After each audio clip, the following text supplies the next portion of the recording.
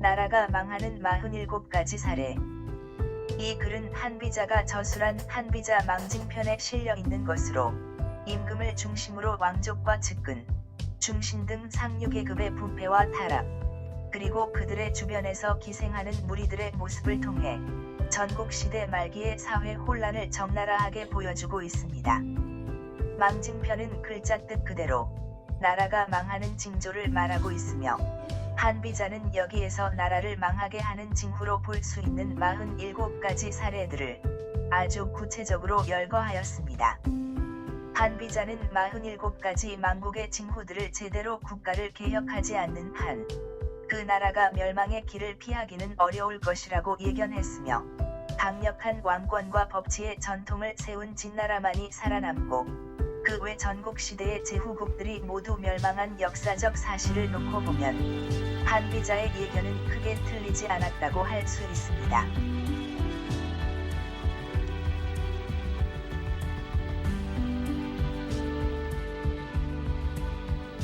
나라가 망하는 47가지 사례. 1. 대개 임금이 다스리는 나라는 작은데 대부들이 차지한 영토는 크며 임금의 권위는 가볍고 대신들의 권력이 무거우면 그 나라는 망한다. 2. 법령과 금법을 가볍게 여기고 모략과 배에만 힘쓰고 나라 안의 정치는 황폐하게 만들고 나라 밖의 외교와 원조에만 의지하면 그 나라는 망한다. 3. 신하들이 쓸모없는 학문만을 이기고 귀족의 자식들은 변설을 즐기며 장사꾼들은 재화를 나라 밖으로 빼돌려 쌓아놓고 백성들은 나라 안에서 곤궁하게 지내게 되면 그 나라는 망한다. 4. 임금이 화려한 궁전과 높은 누각 및 정원의 연못 만드는 일을 좋아하고 호사스러운 수레와 의복 및 기구나 놀이개 등의 사치를 즐겨 백성을 괴롭히고 재물을 함부로 낭비하면 그 나라는 망한다. 5. 임금이 때와 날을 받아 귀신을 섬기며 점수를 믿고 제사 지내는 일을 좋아하면 그 나라는 망한다. 6. 임금이 신하들의 의견을 들을 때 많은 벼슬아치들의 말을 증거로 참고하여 알아보지도 않고 오직 한 사람만을 밖으로 내보내 정보를 얻는 창구로 삼는다면 그 나라는 망한다. 7. 나라의 관직이 몇 사람의 수중에 장악되어 있고 벼슬과 복록을 돈으로 살 수 있다면 그 나라는 망한다. 8. 임금이 게으르고 무엇이나 이루지 못하고 요약하여 쉽게 결단을 내리지 못하며 옳은 일과 잘못된 일을 결정짓지 못해 스스로 확고하게 설 수 없다면 그 나라는 망한다. 9. 임금이 탐욕스러워 만족하지 못하고 이익만을 가까이 하고 좋아한다면 그 나라는 망한다. 10. 임금이 잔혹한 형벌을 가하는 것을 좋아해 법령을 마음대로 휘두르고 변설을 즐겨 그 실용에 힘쓰지 않으며 아름답게 꾸민 글에 빠져 그 공로를 돌아보지 않으면 그 나라는 망한다. 11. 임금의 사람됨이 천박해 속마음을 쉽게 들여다볼 수 있고 자신의 계획을 남에게 누설하기를 좋아해 조금도 감추지 않고 여러 신하의 의견과 말을 쓸데없이 이리저리 옮기면 그 나라는 망한다. 12. 임금의 성품이 너무 강해 신하들과 화합할 줄 모르고 간언을 물리치고 신하들에게 이기는 일을 즐기며 나라의 이익을 깊이 생각하지 않고 경솔하게 자신의 믿음에만 의지하면 그 나라는 망한다. 13. 임금이 다른 나라와의 외교나 원조만 믿고 이웃 나라를 얕보며 강대국의 도움에 의지하여 가까운 이웃 나라를 멸시하면 그 나라는 망한다. 14. 다른 나라에서 온 사람이 처자식과 재산은 나라 밖에 두며 위로는 임금의 모사와 계략에 참여하고 아래로는 백성 다스리는 일에 관계되면 그 나라는 망한다. 15. 백성들은 재상을 믿지 않고 신하들은 임금에게 충성심을 갖고 있지 않는데도 임금이 총애하고 신뢰해 내쫓지 않는다면 그 나라는 망한다. 16. 임금이 나라 안에 뛰어난 선비를 중용하지 않고 나라 밖의 사람에게 관직과 봉토를 주며 공로를 기준으로 삼지 않고 명성만을 쫓아 진퇴를 결정하며 다른 나라에서 데려온 사람만을 믿고 그 지위를 높게 하여 나라 안에 신하들보다 귀하게 만들면 그 나라는 망한다. 17.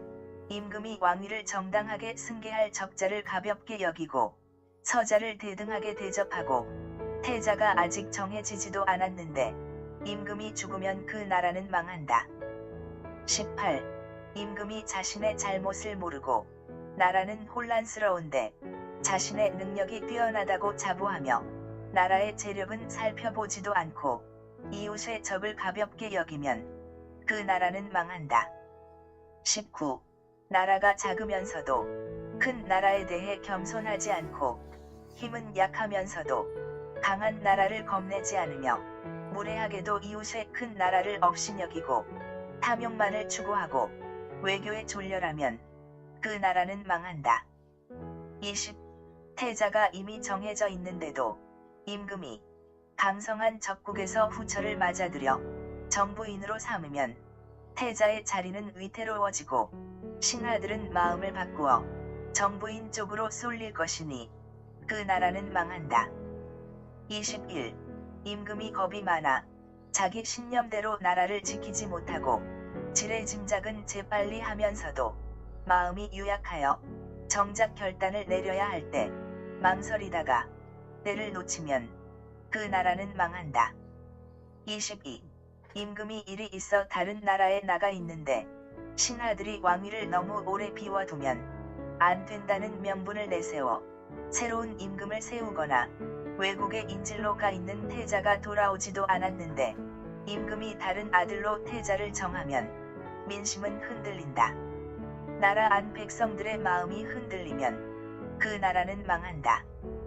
23.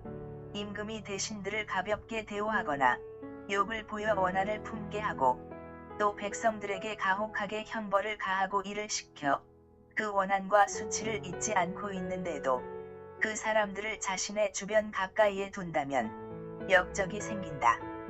역적이 일어나면 그 나라는 망한다. 24. 세력 있는 두 대신이 권력 다툼을 하고 임금의 형제들이 세력이 강해 나라 안에 당파가 생겨나고 또한 나라 밖으로부터 도움을 받아 서로 세력을 다투는 일이 생기면 그 나라는 망한다. 25. 임금이 젊은 시녀나 아름다운 후궁들의 말에 귀를 기울이고 총애하는 신하나 농간하는 측근의 징호를 써서 조정 안팎의 원망과 슬픔이 가득한데도 이에 전혀 아랑곳하지 않고 거듭 불법을 저지르게 되면 그 나라는 망한다. 26. 임금이 원로 대신을 업신여기고 왕실의 형제나 친척들에게 무례하고 백성들을 괴롭히며 죄 없는 사람을 함부로 잡아 죽이는 일이 있으면 그 나라는 망한다. 27. 임금이 조그마한 술수로 법을 어긋나게 만들고 사사로운 일로 공사를 그르치게 하며 법률과 금령을 쉽게 바꾸고 시와 때를 가리지 않고 명령을 내려 백성들이 어느 쪽을 따라야 할지 갈피를 못 잡게 되면 그 나라는 망한다. 28. 국경에 튼튼한 요새를 쌓지 않고 성곽은 허술하며 군비는 축적되어 있지 않고 물자는 부족하며 방위태세도 갖추어지지 않았는데 가볍게 적을 공격하면 그 나라는 망한다. 29. 임금의 일족이 장수하지 못하여 즉위하자마자 잇따라 죽고 어린 임금이 즉위하면 대신이 권력을 잡고 휘두른다. 다른 나라에서 온 사람에게도 벼슬을 주어 당파를 만들 수 있도록 도와주고 또 나라의 영토를 떼어 외교의 담보로 삼아 원조를 기대한다면 그 나라는 망한다. 30. 임금의 자리와 권력을 물려받을 태자가 존경받고 세상에 알려져 그를 따르는 무리들의 세력이 커지고 강대한 나라들과 접촉과 교섭이 빈번하여 임금을 능가하는 위세가 일찍이 갖추어지면 그 나라는 망한다. 31. 임금이 소심하고 성급하여 아무 일에나 쉽게 흔들리며 상황에 대한 이해득실을 헤아리지 못하고 미래를 내다보는 식견이 없으면 그 나라는 망한다. 32. 임금이 쉽게 화를 내고 군사를 일으키는 일을 즐겨 농사나 군사를 그르치면서 쉽사리 적국을 공격하면 그 나라는 망한다. 33. 임금의 측근인 고관 대신들이 서로 시기하여 싸우고 대신들의 세력이 융성하여 밖으로는 적국의 힘을 빌리고 안으로는 백성들을 괴롭히며 사사로운 원한으로 자신들의 원수를 공격하는데도 이를 임금이 내버려 둔다면 그 나라는 반드시 망한다. 34. 임금은 어리석은데 그 측근인 왕실의 친척이나 형제는 현명하고 태자의 세력이 약해 처자가 이를 업신여겨 대항하고 관리의 힘이 약하면 백성들은 오만해져 나라 안은 혼란스러워진다. 민심이 흔들리고 나라가 혼란스러우면 그 나라는 마침내 망한다. 35. 임금이 자신의 분노를 가슴에만 담고 있고 형벌을 내려야 할 때에도 죄목을 들출 뿐 처벌을 하지 않으면 신하들은 겉으로 아무 말 하지 않지만 속으로는 임금을 미워하고 나라를 걱정하게 된다. 또한 죄가 있는 신하를 처벌하지 않으면 그는 언제 어떻게 될지 모른다는 두려움 때문에 마침내 반란을 일으키게 되므로 그 나라는 망한다. 36. 군대를 지휘하는 장수에게 너무 강력한 권한을 주거나 국경을 수비하는 책임자에게 너무 높은 지위를 주면 법을 남용하여 제멋대로 명령을 내리거나 이를 처리할 때도 임금의 명령을 기다리지 않고 전횡을 일삼게 되어 그 나라는 망한다. 37. 왕후가 음란하고 임금의 모후가 추한 행동을 거듭하면 조정 신하들이 궁전의 내실과 함부로 정을 통하게 되고 남녀의 유별함이 점점 멀어지게 된다. 이에 임금의 모후와 왕후가 서로 대립하여 파당을 만들게 되어 그 나라는 망하고 만다. 38. 임금이 왕후를 함부로 대하고 신여나 후궁만을 총애하여 태자보다 서자의 권위가 높아지면 나라의 질서가 무너진다. 재상의 권위가 가벼운 반면 관직이 낮은 신하들이 임금의 총애를 받아 권세가 막강해지면 조정의 안과 밖은 서로 시기하여 다투게 된다. 조정의 안 밖이 서로 다투어 평화롭지 않으면 그 나라는 망한다. 39. 대신의 자리가 지나치게 높고 귀하게 되면 그를 일방적으로 따르는 지지자가 많이 생겨나 무리를 만들어 강해진다. 그들이 임금의 판단을 가로막고 나라의 권력을 제멋대로 행하면 그 나라는 망한다. 40.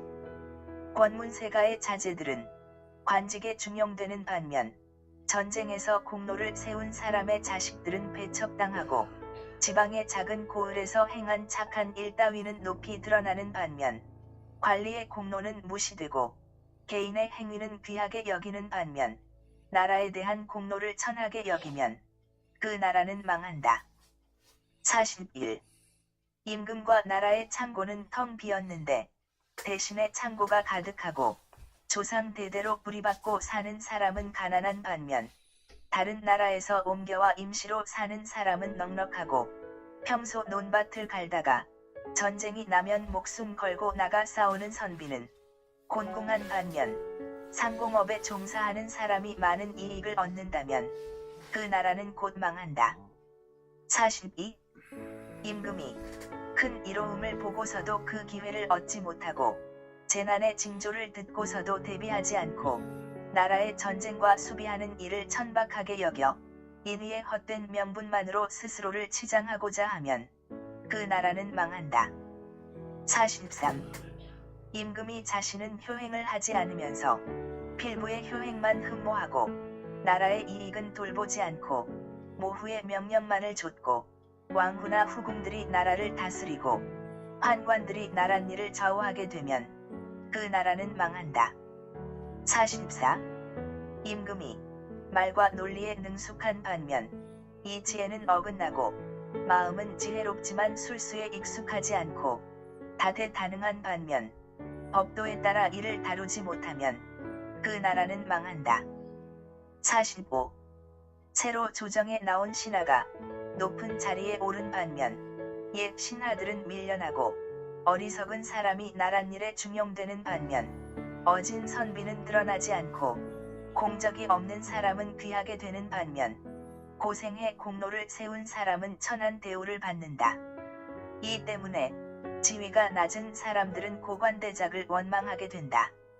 지위가 낮은 사람들이 원망하게 되면 그 나라는 망한다. 46. 왕실의 친인척과 대신들의 복록이 실제 공로보다 높고 후하거나 신분에 따른 복식이 그 등급을 침범할 정도로 화려하거나 궁궐과 가옥 및 음식이 지나치게 사치스러운데도 임금이 이를 금하지 않으면 신하들의 탐욕은 멈출 줄을 모르게 된다.